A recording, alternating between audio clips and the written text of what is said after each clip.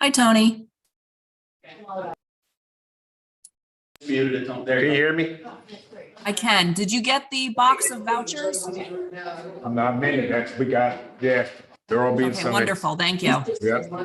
Also, so tonight I'm going to ask everyone if they could talk a little louder than they're used to, All righty. because we've been having some issues hearing everyone's voice, especially when their head is turned away from the camera. All righty. Can you see what you need to see? Actually, no, it's going all the way over to the corner. Right there is good. View? The view, yeah. Nope, it's going over to people talking in the That's doing corner. this on his own, so I don't know what I do. Rennie, do you know how to fix that? Fix what? The view is The keeping on camera's going in and out. moving. You want to keep it, I think it's, Camera control. And then I think we want, is it manual? That is- perfect. Yes. Is it, hey, Tony, can I add? You're right there, at least. Thank you. Right, well, that's good. There's a problem, say on this call, this is what they know. And then the supervisor who handles it, the plan director, you say, that was me, this is what I thought, this is what the officers told me. Okay. Yeah, there's nothing wrong with that, it's great. Okay. But I just think that there wasn't no, hey, did everybody get this? Okay. You're like, all right, that's it. Well, maybe I'll do oh, by the way, my name's Sonia. And could you please let me know that you got this? Yeah, that's good. That'll say, got it. Okay. Can I give you a call? What's that? Can I give you a call? Oh, absolutely. Anytime. Yeah, you can. If I can't take it, I'll shoot you a text back, give me a minute or something.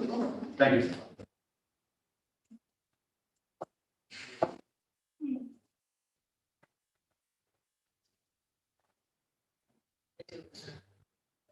So she can. Oh, good. Police.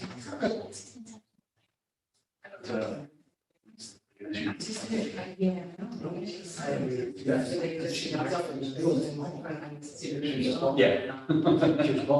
Oh, she was. Yeah, yeah.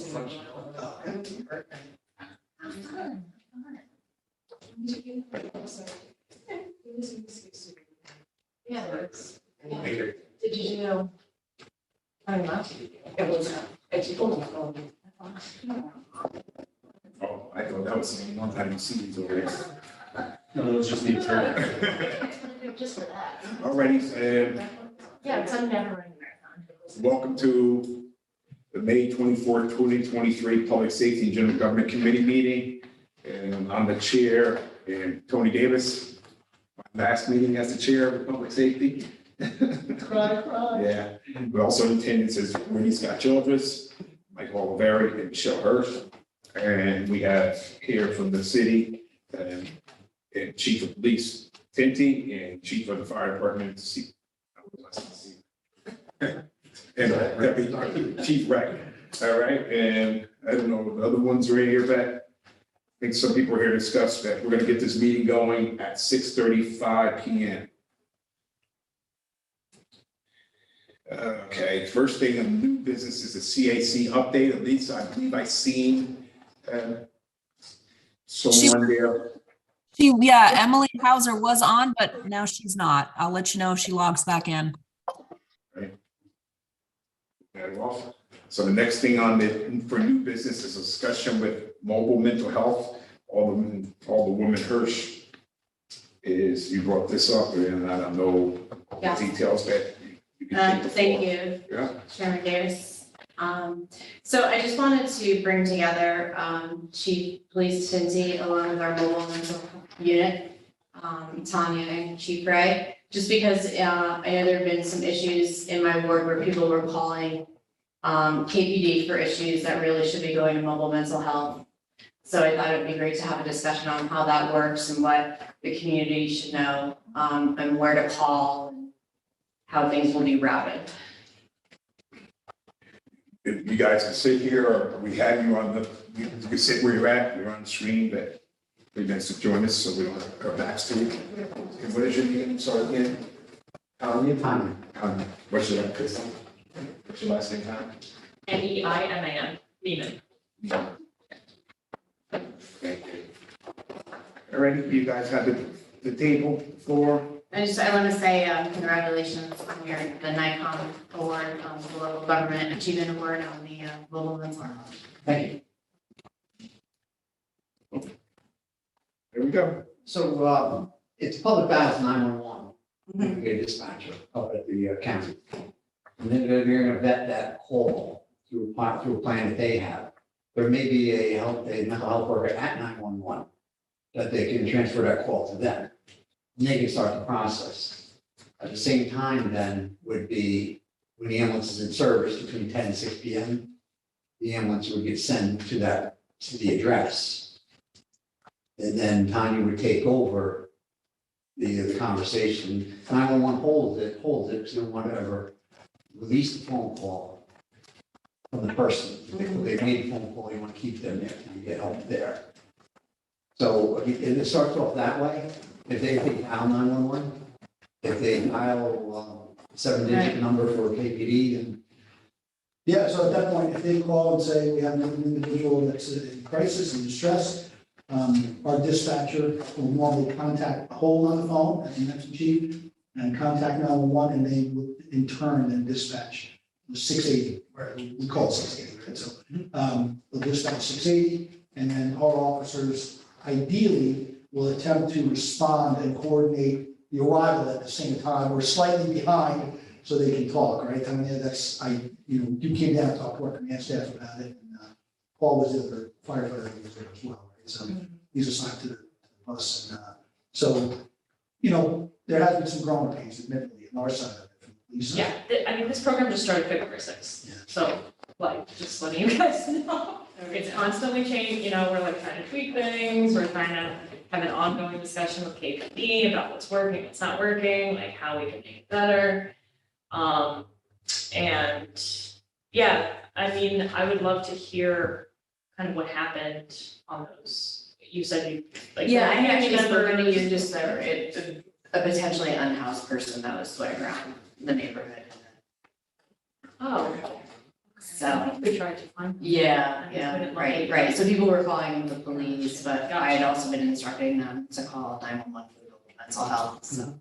Yeah, So, taking us back a little bit in the historical side of things, as a result of the revisioning task force, one of the things that came out of it was to try to reduce and minimize the number of times police officers respond to people in crisis when they know that those in crisis deserve and need the mental health services rather than the police and or law enforcement response, right? Keep the gun from showing up, this type of thing. So for us, that's still tough. And not for KPD or KFD, because people don't know who to call when they need help, right? So they call us, KPD, for everything, right? In some cases, it's, they're like, well, it's not really a 911 call. That's what I get all the time when I'm talking to some of the residents is, well, it's not really a 911 call, but I saw the person in the middle of the street, they were really upset, but I didn't want to call 911, so I called dispatch, but I wasn't sure if I should call you guys directly and there's that hesitation. So we talked about some sort of an educational campaign out there, and I don't know, if 311 or something, 811, whatever it might be, that type of number system that talks about that. yeah, I mean, I think ideally, and what we're trying to work towards is when anyone dials 911 and it is someone, an EDD, emotionally distressed person or someone knowingly with mental health issues, that Unit 680 mental health bus and KPD are dispatched simultaneously at the same time. It doesn't sound like that's what's happening right now. I think we're trying to work towards that. That's ideally what we would really like. Yeah, in some cases, they'll get the call at county, dispatch KPD, and then our dispatcher will have to say, okay, is 680 rolling, right? And they'll have to put that request in from our side of things, right? Yeah. But admittedly, again, this is a new concept, right? That's why this is a new concept Yeah. for the entire area. There's nobody else that's doing this, right? So. it's our state. Right, exactly, state point chief. So I mean, this is clearly something we've got to work out the details. And this being, the bus only operates in the jurisdiction of the city of Kingston. It's not for the town. Worcester, any of that stuff. And then with our officers, we know it's an operation from 10 to 6, Monday through Friday, so they have to know that the other services are available outside those hours. Initially, when we talked about not having mobile mental health or mobile mental health services available, I pitched the idea of having a clinician at our dispatch center. So they could be next to the dispatcher 24 hours a day, similar to what they're doing at county, and then make the determination what needs to be done next, right? Oh, this person is in crisis, and, on top of it, nearly all of our patrol officers are trained in crisis intervention. So there's still a few that need it, we're sending them to the upcoming class. But for us, we recognize that is a huge investment and one that reaps rewards, right? We have to have that. There are, without having the numbers in front of you, the number of times that people are in crisis, and it varies from completely distraught to those that need hospitalization, to an evaluation rather, and then those that are just having a bad day. Right? So, but yeah, I can speak certainly more to that than I can, but on the response side, our officers try not to get involved in these calls unless they have to or are asked to. Right? We get there, if someone's swinging a sword, then they're back, they're not even going in, right? At that point, there's no talking about, we've got to make sure that this individual is everyone's safe at the scene. But if the person's on the sidewalk or blocking traffic, and double yellow line somewhere, there's some talking, right? We got to stop traffic and let them do their job. That's what time comes in, so. So is there the county mobile mental health team available from 6 to 10 and then on weekends? Yeah, so this is pretty good, you can take these. This position, social worker that's stationed at the Kingston Fire Department is an access support employee, kind of under the umbrella of the Ulster County Mobile Mental Health team, but in the fire department. Different funding, different grant, different program, but yet works kind of side by side with the mobile mental health team. So one way to get the mental health bus 680 is 911. Another way to get the mental health bus is you can actually call the mobile mental health team and explain what's going on. We want, a mental health response. And if it's in the city, they'll contact us. We will show up. So that's another way. Right, yeah. A lot of referrals come in to the mobile mental health team. Kingston Police is not involved at all. We call dispatch, say, hey, we're going to this, please generate this call for us. We do not need police. We'll let you know if we do. They generate the call, we go, we do our thing, and then we let them know when we're done. So it's another way. So I'll leave these for you guys. Right, We had I'm sorry. Commissioner McDonald on, I think, Sarah. yeah. Yes, of course. Department of Mental Health a couple of years to talk about the. Yes. So the Ulster County Mobile Team operates as of now 24/7. So between the hours of 10 a.m. And 6 p.m., it's confusing. There's 3 teams on. One in Ellenville, one in Kingston up at Golden Hill, and another one we just got in New Paltz. Between 6 to 10, there's one team in Kingston up at Golden Hill. From 10 p.m. until 10 a.m., there is a clinician on call. So you leave a message with the answering service, it gets sent to the clinician calls you back. That's where we're at right now. It's like a little confusing, but. So, Chief, more towards you, because I noticed you said earlier that the 911 dispatch center has kind of a list of things that they go through to determine if this is a mental health. Now, do you guys have that same list? Like, are you working on that same? Because I think if your dispatchers have the same checklist that their, as a 911 dispatch has, that's, okay. They're all dispatchers are certified in CIT. So I mean, they're beyond just the dispatch capability, they also recognize when they're being asked to do something. In some cases, it's a third-party referral, right? Somebody says, hey, I just came across someone, and they're not acting normal. There's something going on with this person. I'm calling because I'm concerned. Mhm. All right, so they get as much information, and based upon that information, then they'll roll with it. And then the next question that just popped up when you were talking about, they call either 911 or their number. Is there a way to get a 3-digit local mental health number that's easier than whatever the full number is going to be? We don't, in Ulster County, we don't have one yet. Okay. I Orange is working. Orange has, they have a 311, and it goes to like their behavioral health unit team or something. Ulster doesn't have that yet, we only have the suicide, Okay. that, the 988 that was created, but that's primarily for suicidal ideation, and then it goes, which is, I think, taken out of Dutchess County. Dutchess County Helpline takes that call, and then regardless, they forward it to us. Mhm. So even that, like, there's an extra step, just go straight to the source. Like, Yeah. you just call. And well, that's what I was thinking, like if we had a I would love to see 311. 111 or whatever. That was not, it really, yeah. It was. Because right now, people, like I mentioned, there's a lot of hesitation, because like, oh, it's not really an emergency, right? And clearly, if someone's in the middle of the street swinging a sword, different story, but that usually generates quite a few calls. But if a person is distraught and in crisis, and they're not apparently in harm's way, then people are like, who do I call? Right? What's the number? And ideally, they should be calling here, right? They know, but, you know, that's where our dispatchers have to recognize the next step. I mean, regardless, calling the mobile mental health team, like, they will point you in the right direction. Like, they will send the appropriate resources, they're trained in that.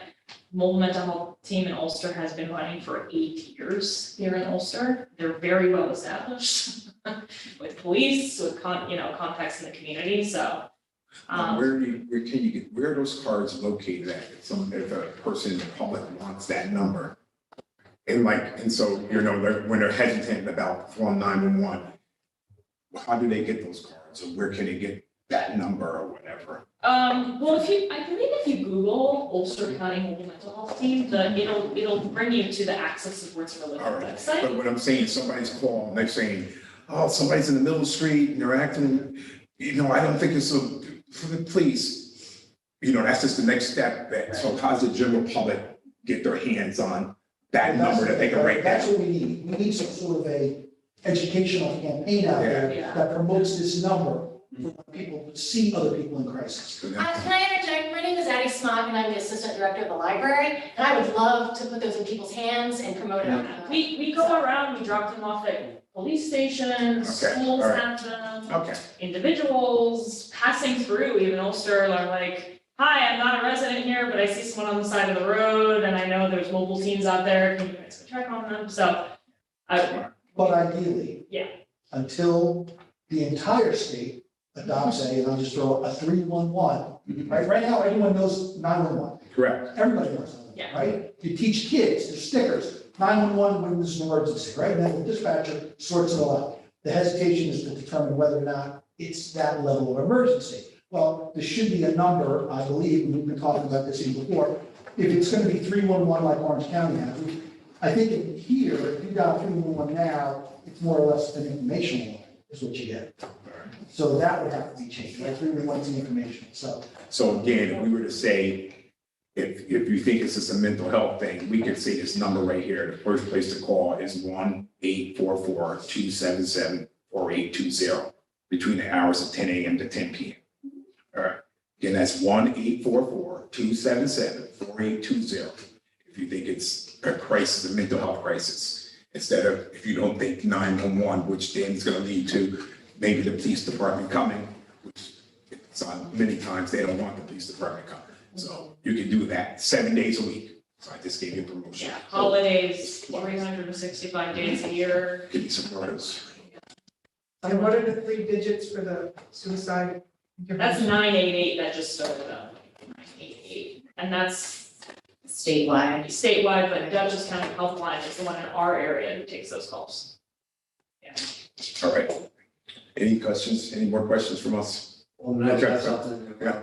to interject here on this is, it is true, we can't get the public to know who to call. But, part of this education with the public also though is 911 does not have a definition of an emergency. Mhm. Definition of emergency comes from that individual. So if that individual believes they have an emergency, we beg them to call 911. And how many times I've heard it in my career, oh, we didn't want to bother you. That type of thing. And then we get bothered, we get notified when it's too late. Right. But what we are starting now, we're going out tomorrow, is to go into people's place. Now we're having different organizations contacting us and say, hey, we'd like to know a little bit more what she does. We would like to have that so we can hand them out to people because they have interaction with these same people. Everybody has interaction with the emergency services throughout the county, throughout the city here, and the different organizations throughout the city. So we are starting tomorrow. We're gonna start a program. Weather is going out and just like seeing somebody, if someone has, you see somebody that, or KPD may know that there's somebody that's sleeping in the doorway. You know, and before the call gets generated to go to that, you know, then let us know, we'll go over and find out what's going on. Tony will go there and find out what's going on. So we are trying to, Yeah, and we're trying. and we're asking the public, I mean, the agencies within the city, contact us. And we're more than happy to come to you, educate you, leave you cards. You have enough. yeah. Okay. Don't worry. And then There's more we can get this out there so that they don't have to go Google something for that 7-digit number. Correct. I mean, we've gotten people that walk into the fire department You got because they don't know some- how to, they don't, they're like, this is awesome, great, I need help with a family member, I'm just gonna go over there. You know, they beep the, you know. That's good. We go. When in doubt, call nine. When down, call 911. It's your Right, definition you of know, emergency. I need a mental health response. I need So does the mental health- county still have a social worker at 911? Not currently. Okay. I remember they placed It is to somebody be out there. determined what is, how Okay. that's gonna go. I don't have more info. Yeah. Okay. I was.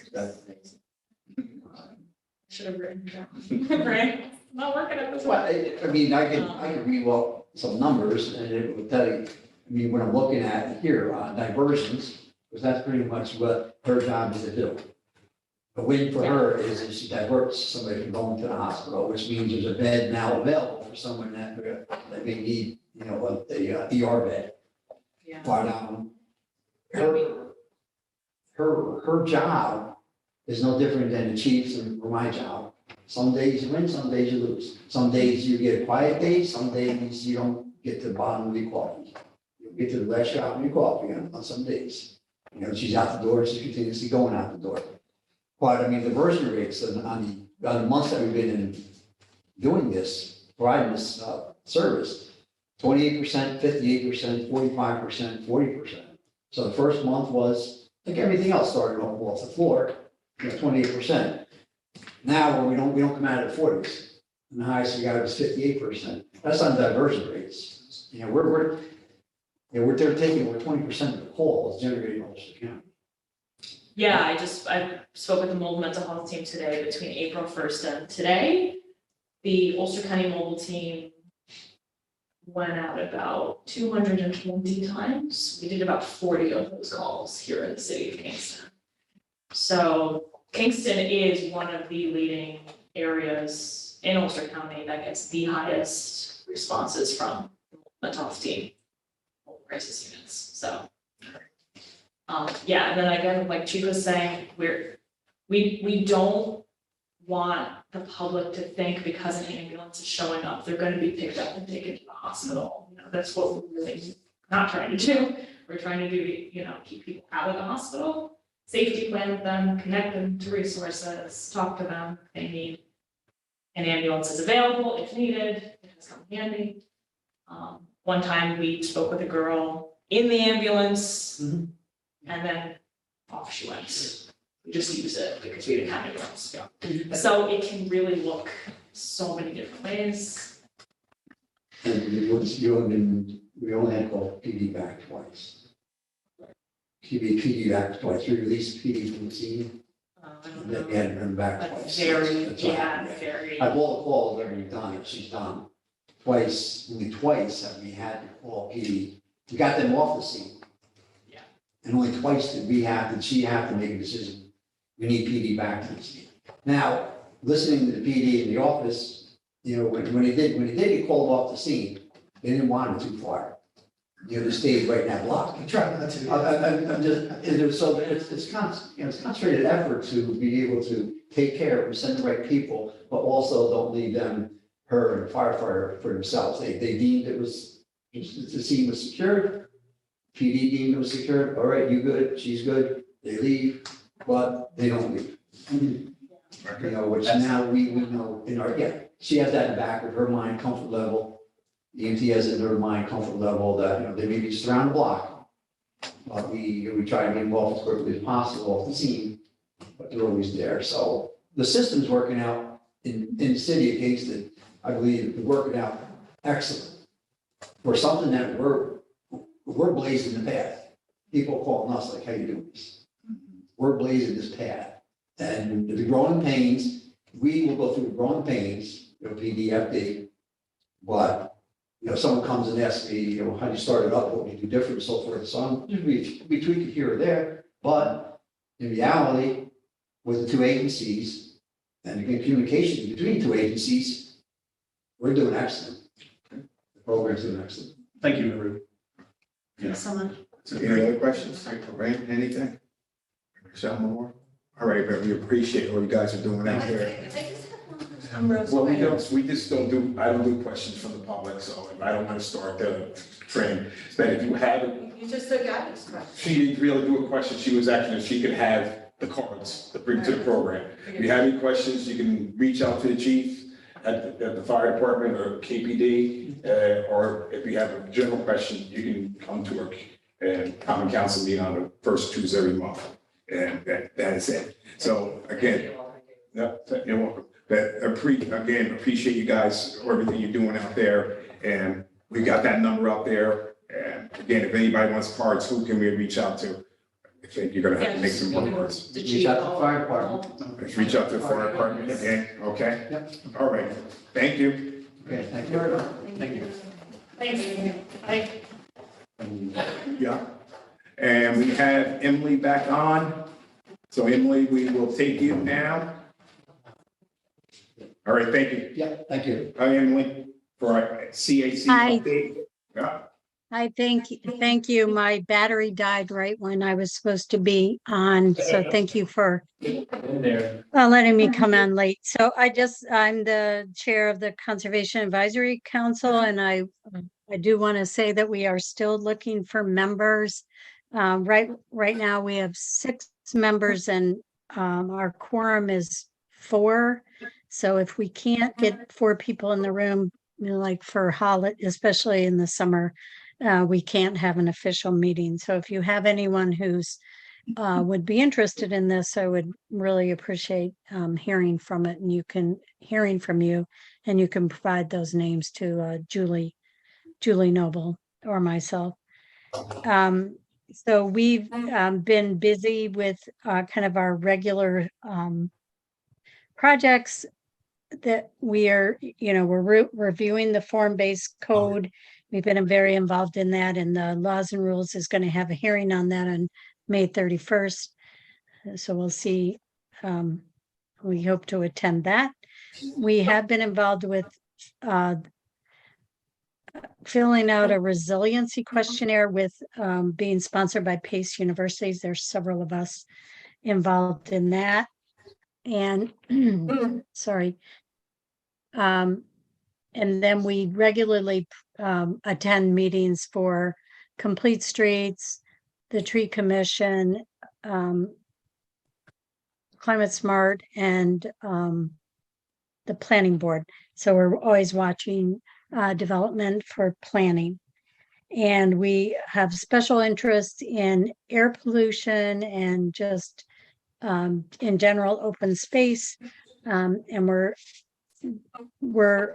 trying to get more interest in pollinators. So we attended the Earth Fair and we gave out seedlings and pollinator seeds packets.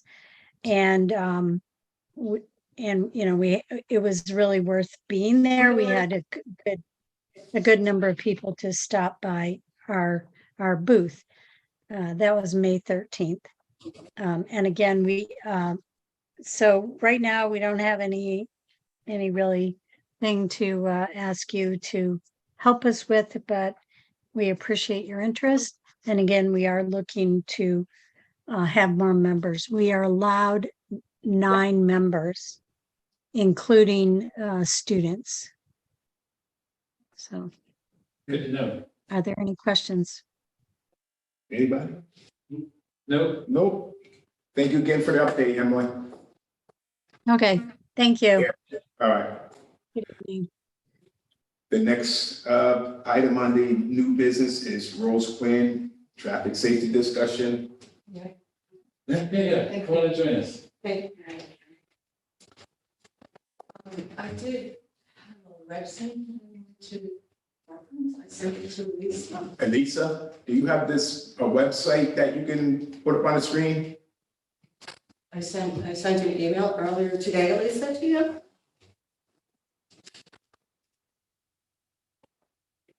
Sounds like talking to a woman. Yeah. Elisa?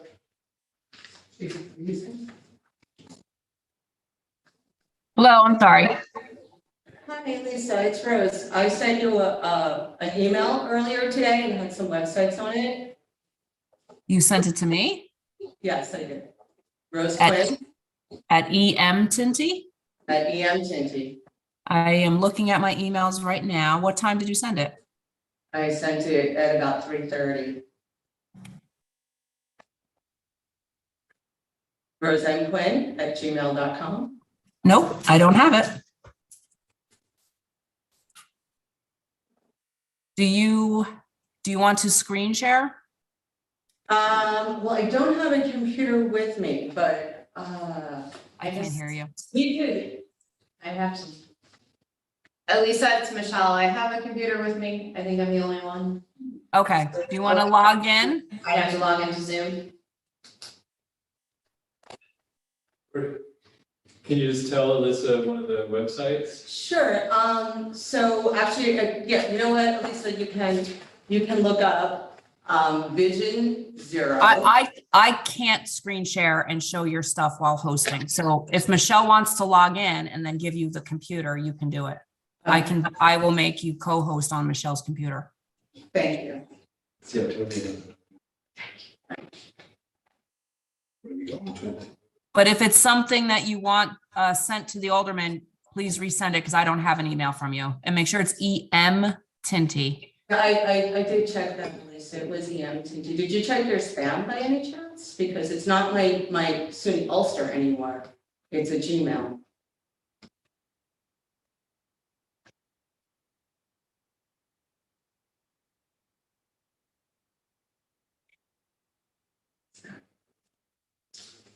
But okay, I mean, we don't have to sit here and wait and get started. So my name is Rose Quinn. Do you want to just give me the? Sure, it is, so Vision Zero, Safe System Approach.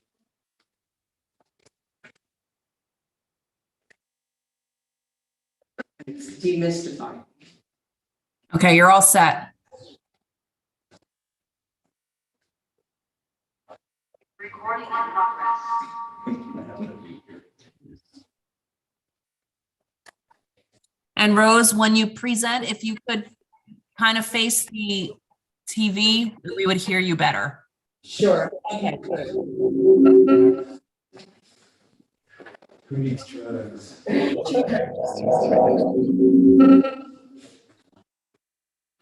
Somebody's got to mute.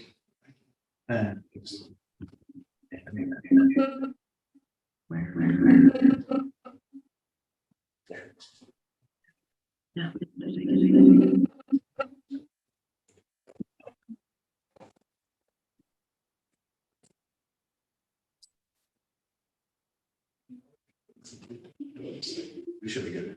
Yep. Okay, that's great, Sharon. Okay. You're sharing, goes to both on the screen. Safe You're not- systems, zero dust and safe systems? Yeah. Okay. Well, it's called demystifying, is it called Federal Highway Administration. You know what, we'll go with this one, this is the one I wanted, but. we'll go with that. Let's just do this. Okay, I just.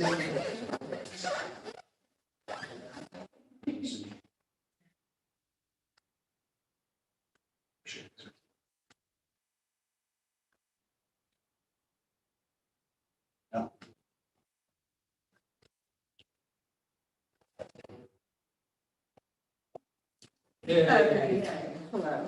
So Hello, everybody. Thanks for bearing with us while we started this presentation on the Safe Systems approach. My name is Rose Quinn. I, for many years, was the Director of Traffic Safety Education for City Ulster through a grant to the Governor's Traffic Safety Committee. I was also the President of Bike Company Kingston for several years.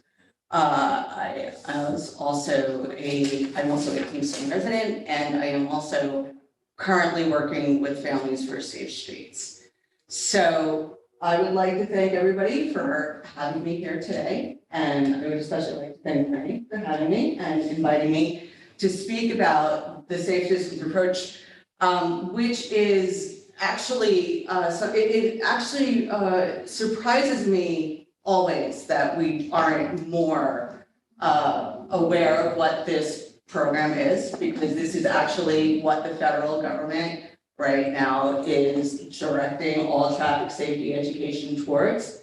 So this is coming directly from the federal government. It is also coming directly from the New York State Department of Transportation. So these aren't Rose Quinn's lofty words.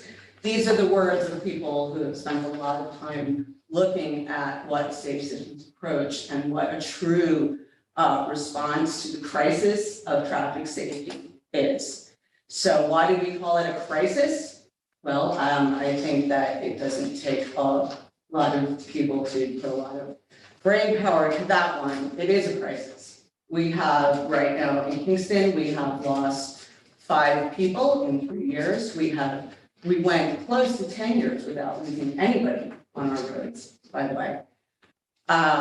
We, on a federal level, lost 46,000 people in 2022, and 2023 is shaping up to be just as bad, if not worse.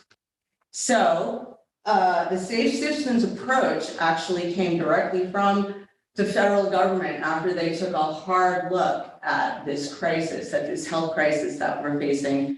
And they said, you know, there's a lot of stuff that we've been doing and none of it seems to really work because this just keeps getting worse and worse and worse.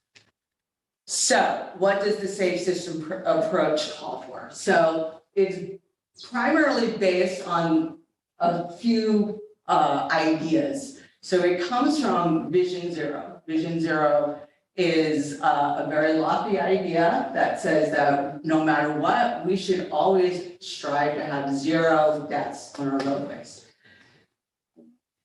When we say things like that, people kind of balk and they go, oh my gosh, but like that's impossible. Well, yeah, it is kind of impossible, but that doesn't mean we don't strive for it. You know, it's also impossible to save everyone from cancer. It doesn't mean that we don't try to save everyone from cancer. So the Safe Systems approach is an approach that basically calls upon all stakeholders and all people to work together to create a system, a fully supported system on our roadways that is built on some very basic ideas. And probably the most basic idea is that at all costs, and number 1 is that vulnerable road users, and a vulnerable road user is somebody who is outside of their car, somebody who's walking, somebody who's biking, somebody who's working on our roads, somebody who is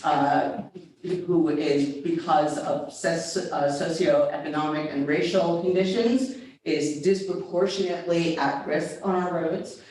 And all these numbers also, like, you know, these are federal numbers that just file right in line with what our local numbers also are showing. So the more time people have to spend out on the streets, the more at risk they are. So it behooves us to make sure that our streets are as safe as possible. So how do we do that? So I'll tell you, one of the big things that the Safe Systems approach, and it's, you know, I had a much better PowerPoint to show you guys, so I'm just kind of winging it here with this, but this is just a really good reference point, and I'll share all of my other sources that I have with people. This is a really good reference point to see where the federal government and where the state are with their thinking on this. So we need to keep all road users safe. first and foremost. We need to focus also on vehicle safety. And when we say vehicle safety, we're also saying things like making sure that our cars are smaller. And that's not something that we can really do on a local level, fair enough. However, there are state efforts, and there's also technology out there that we can be putting on our larger vehicles, like our buses and our trucks, that will make them exponentially safer. And that would be a safe systems approach, way to handle something. We also know, and we know, we've known for a very long time, that speed is the primary reason that people are killed when they're hit by cars. So it behooves us to make sure that our people who are walking and biking and existing on our streets, and let's face it, every human being is a pedestrian at some point in their lives, that the cars that are traveling close to them are traveling at a reasonable speed. So what's a reasonable speed? Well, actually, the UN and New York City say a reasonable speed is 20 miles an hour. Right now, there is a complete streets expansion law on the books that says that we, in smaller cities, could consider lowering our speed limit to 25 miles an hour. This council actually just I think last year, year before, kind of crazy year for me, I think did approve that idea that we should be reduced when you guys signed on for the crash victim bill of rights as it was presented. So within that package was a 25 mile an hour reduction. And I'm calling on the city, and I think that a real safe systems approach caveat would be for this city to reduce its speed to 25 miles an hour. That's something that we can do. We can't get bike lanes everywhere. I mean, the gold standard for the safe systems approach is keeping people separated from cars. That's ultimately what the best approach is. But as we know, that's not always so easy. It takes a lot of engineering and a lot of money and a lot of political will to make what we call those decade projects happen. They're not worthy, but they take a long time. But the safe systems approach says we can't wait.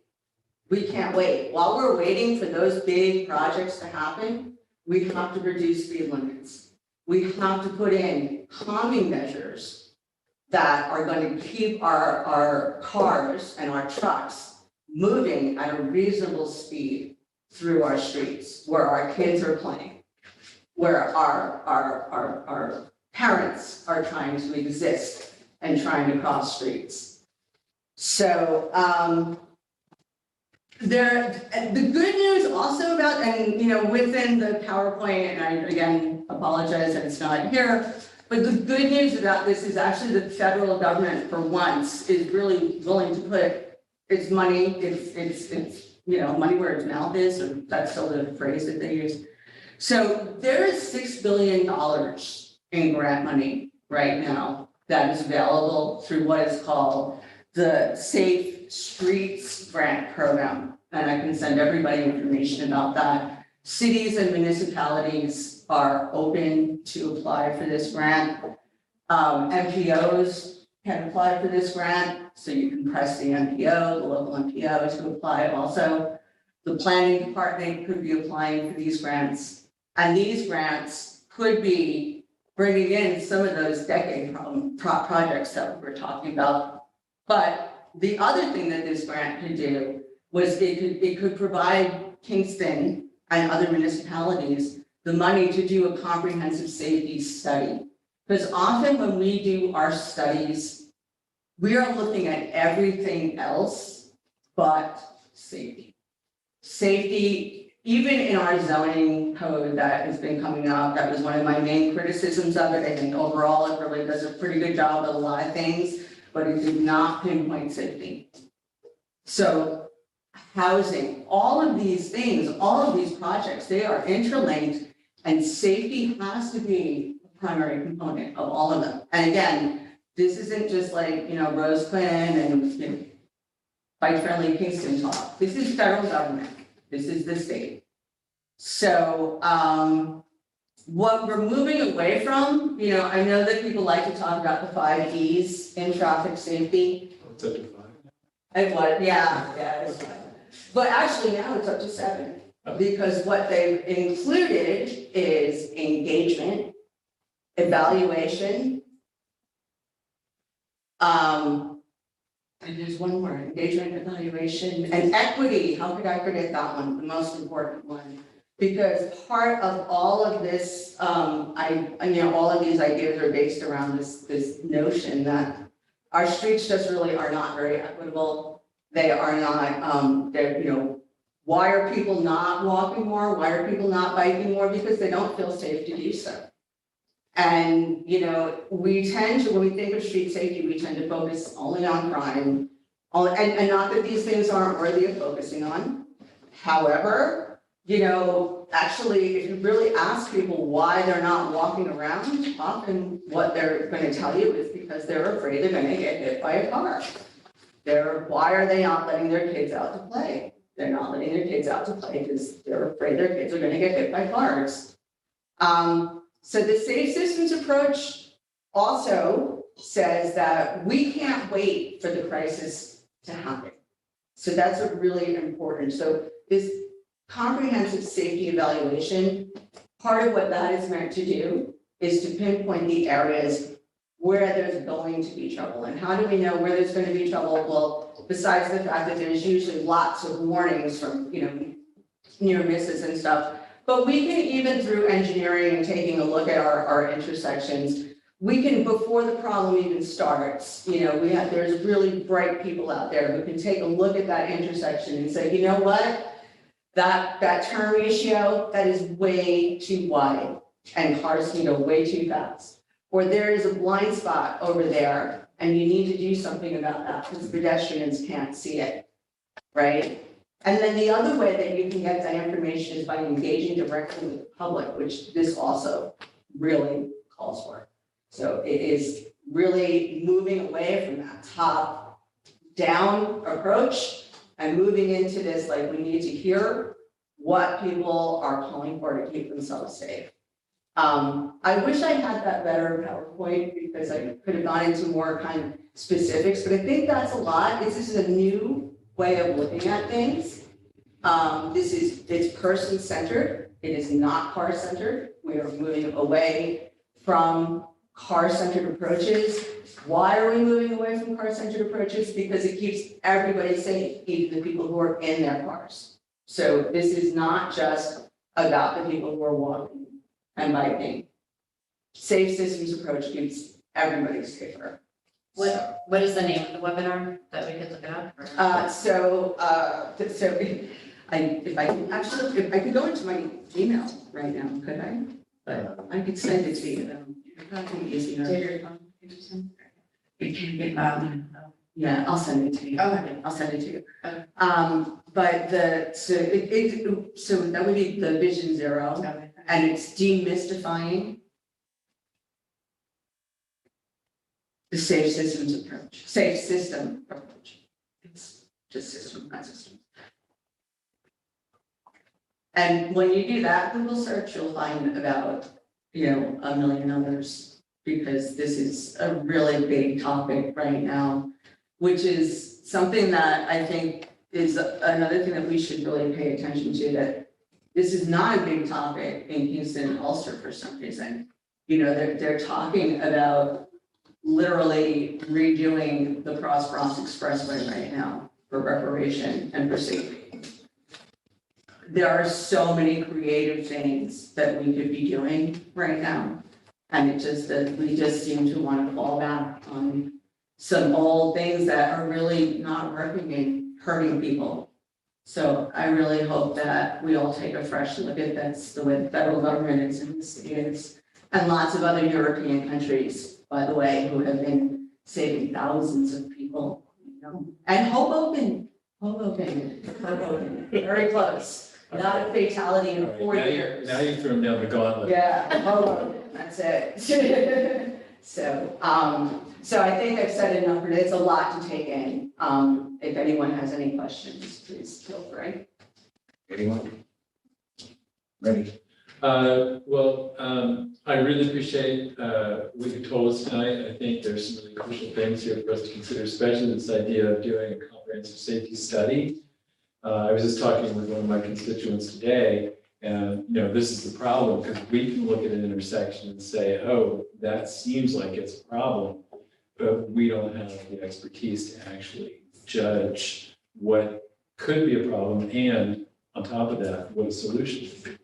So I think that's a great idea to really get us started. We have actually passed legislation to reduce the speed limit to 25, but there's things we have to do in order to actually, instantiate that in various ways. So I appreciate that. I just wonder if I could ask quickly on a slightly different topic, which has to do with bicycle legislation we're contemplating. Because I know I'm a little confused. We were talking about this just before.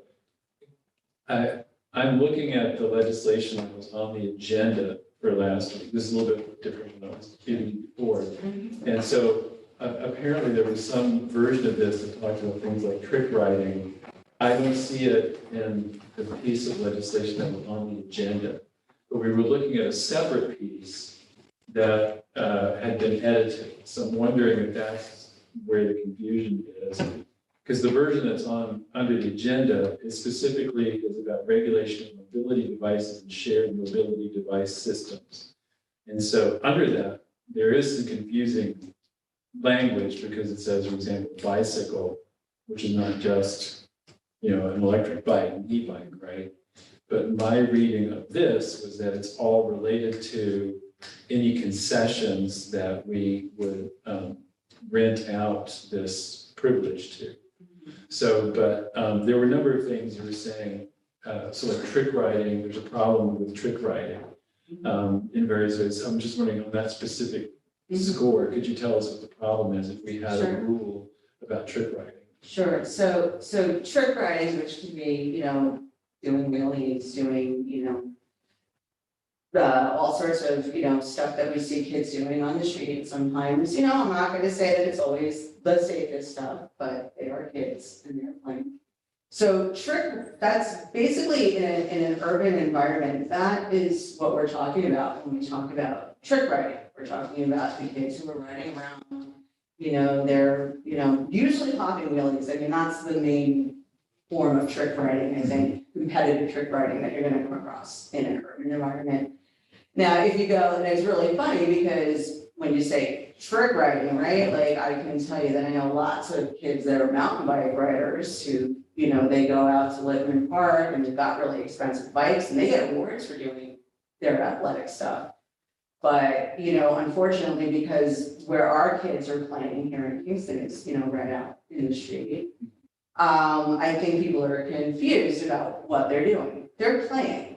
Those kids are playing. That's what they're doing. They're not trying to antagonize cars. They're not, and this trick riding has really caused problems in other cities.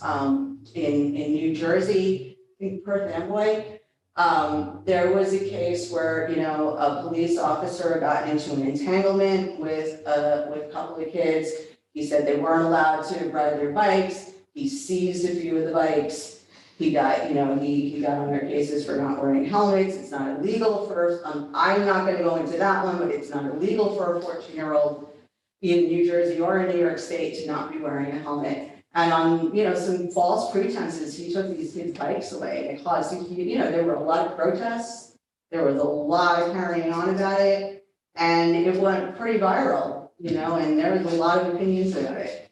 And why would we even invite that kind of, we don't have kids who are terrorizing motorists in Kingston. Like that's not, I've never actually seen a trick rider go down Broadway. I've never seen it happen. I've seen it on Franklin, I've seen it, in the usual places that you might see kids carrying on. But I have never, I've had kids pop wheelies next to me while I was riding down Clinton, very playfully, I will add, as I was riding my bike, but I've never seen a kid pop. And I'll tell you something else. How many trick riders are actually getting hit by cars? You know, there is some kind of, I know that this may not, like, people may not like to hear this, but these kids kind of, they know their streets, they know what they're doing. Partially that is why they get into entanglements with police trying to stop them, they run off, they can't be caught. The problem with that, I mean, and I'm not saying that that's a good thing, I'm not saying that kids should be just running off. But you know, if a kid gets, chased by a police officer in a car for popping a wheelie, that kid who can ride really fast, right into Clinton Avenue and not look, because he's more afraid that a police officer is chasing him than that there's oncoming traffic. And that is a tragedy that could easily happen. We don't need to criminalize trick riding, we just don't. Let's make parks for these kids to do it. Let's get the police to hand kids helmets. That's an easy thing to do. I mean, why would we criminalize that? So the crucial thing here is to clarify the distinction between bikes that have motors, batteries, that sort of thing, from the human-powered bikes that kids would be riding, so that we're making it very clear that whatever legislation we're talking about here is about what concessionaires would be responsible for when they rent e-bikes or other mobility devices, scooters. It's their responsibility to tell these folks what the rules are. But it wouldn't be something where we would be trying to criminalize various kinds of kid riding on human power. Yeah, I sure hope not. It's just not the right way to go about trying to teach kids about safety. It's just not. The purpose of making trick riding illegal on public streets is because now you have one wheel that you're trying to balance while riding down the street. Do it in, I agree with you that, okay, let's have parks where these kids can do everything, sure. But it's illegal because you're not in full control of your vehicle while on a public street. Unicycles aren't illegal. They don't even have handlebars. Okay? They should not be riding, popping wheelies on Broadway, down Broadway. And as a parent, you should do something about that, but. And that's what we're saying, we have parks where that can be done. If they're gonna ride bikes on the streets, they should be riding bikes that are made for two wheels to be on the road safely. And that's in my opinion. I just want to point out, though, there's some discrepancy here, because the version that I'm looking at from our published agenda doesn't say anything about trick riding on regular bikes. Okay. So that's why I'm wondering if I just whatever went the off the version that last, we look. the last one that I based it on, it was the one that Julie gave us. That said this was the most up-to-date version, which should have been the one that was on the agenda.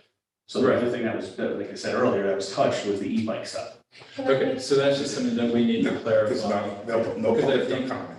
I think this is a separate discussion Yeah. about popping wheelies and trick riding and stuff, which is distinct from the concession, e-bike concession stuff. And does this include motorcycles and stuff there? It's not motorcycles, because motorcycles per se are, those are, vehicles that are already covered. But we're talking about things like e-bikes, and some of the e-bikes that have pretty powerful motors. So when we were discussing that in the laws and rules, we were discussing it there. There's also, we're trying to get some clear guidance about what kind of e-bikes are acceptable for concessionaires and so forth.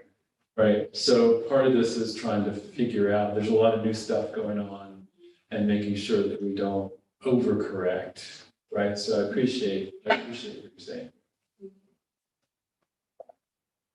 And,